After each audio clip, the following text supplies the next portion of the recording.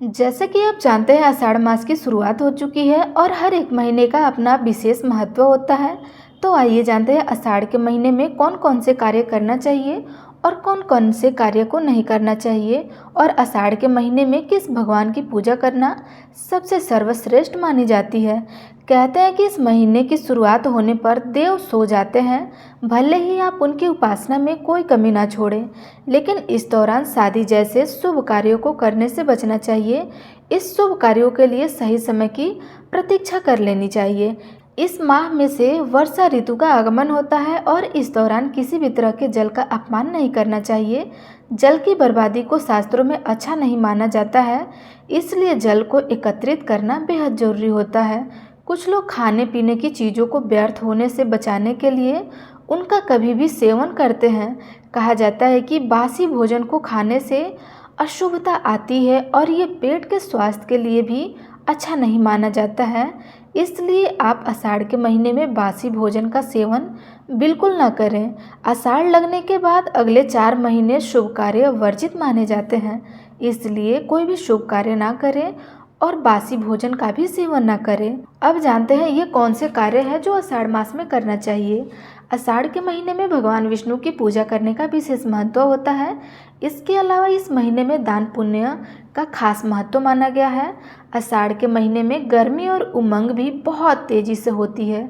ऐसे में खड़ाऊ, छाता, पानी से भरा घड़ा, खरबूजा, तरबूजा, नमक और आंवले का दान बहुत ज़्यादा अच्छा माना जाता है। इसके अलावा सूर्य देव को जल देने की भी उपासना का भी विशेष महत्व होता है। तो आप आषाढ़ के महीने में रोज़ सुबह सूर्य भगवान को जल अवश्य दें। आप चाहें तो अपने जीवन में सुख एवं शांति के लिए यज्ञ करा सकते हैं। शास्त्रों के अनुसार इस माह में यज्ञ कराना बहुत शुभ माना जाता है और कहते हैं कि इससे भगवान विष्णु को प्रसन्न करने की उनकी कृपा पाई जा सकती है।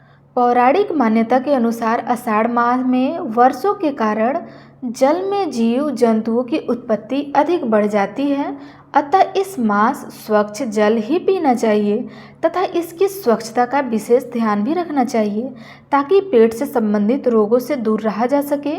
इन दिनों पानी उबालकर पीना चाहिए। इस मास में शरीर की पाचन क्रिया धीमी पड़ जाती है, अतः इस माह में स्वास्थ्य का विशेष ध्यान भी रखना चाहिए। खासकर बारिश के मौसम या चतुर्मास के दौरान खाने पीने की चीज़ों और सेहत को लेकर विशेष अहमियत बरतना चाहिए। इस महीने में अन्न कम ही खाया जाता है, रसीले फल खाना उचित रहता है। इस दौरान सात्विक चीज़ें ग्रहण करना चाहिए। अब आइए जानते हैं इस महीने में क्या न खाएं। आषाढ़ में हरी सब्जियां, पत्तेदार भाजी बिल्कुल नहीं खाना चाहिए। इस माह में जहाँ तक हो सके तेल वाली चीज़ें कम खाना चाहिए। इस माह में बिल्कुल भी बेल नहीं खाना चाहिए। आषाढ़ में मांस मछली का सेवन भी नहीं करना चाहिए। इन दिनों शराब, मदिरा और अन्य नशीले पदार्थों से दूर रहना चाहिए। इस महीने बैगन, मसूर की दाल, गोभी, लहसुन और प्याज का सेवन भी नहीं करना चाहिए। सौंफ, हींग और नींबू का प्रयोग फायदेमंद होता है। भगवान विष्णु को समर्पित है आषाढ़ का मास। कहते हैं कि आषाढ़ मास में मांगी गई कामना पूर्ण हो सकती है। इसके अलावा इस दौरान भगवान विष्णु की उपासना करने से भी कई प्रकार के लाभ भी मिलते हैं। आषाढ़ मास में सबसे अधिक फलदायी उपासना गुरु की होती है। इसके साथ ही देवी की उपासना भी शुभ फल देती है।